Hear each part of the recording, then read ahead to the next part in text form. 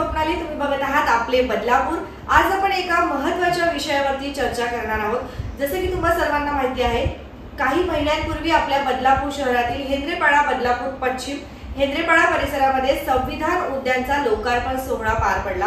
मात्र त्या लोकार्पण सोहळा पार पडल्यानंतर त्या संविधान उद्यानच्या सुशोभीकरणाकडे अजिबात लक्ष दिले जात नाही आहे।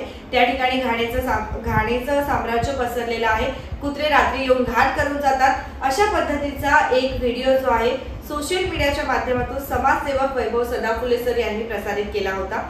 त्यानंतर त्याच परिसरामध्ये असलेले माजी नगरसेवक यांनी त्या व्हिडिओवरती काही कमेंट केलेले आहे आणि यावरून जे आहे आरोप असे काही चालूच आहे। तर याच विषयांवरती आपण आज थेट चर्चा करणार आहोत वैभव सदाफुले सर यांच्यासोबत। नमस्कार।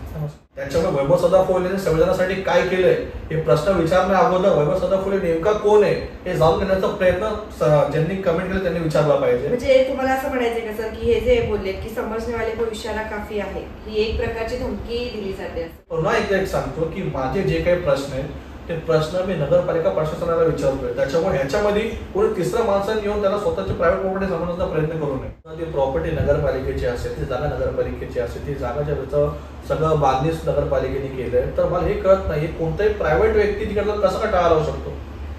इथे समजा उद्या मी नगरपालिकेच्या कार्यालयात गेलो आणि तिकडे टाळा लावून चालेल का?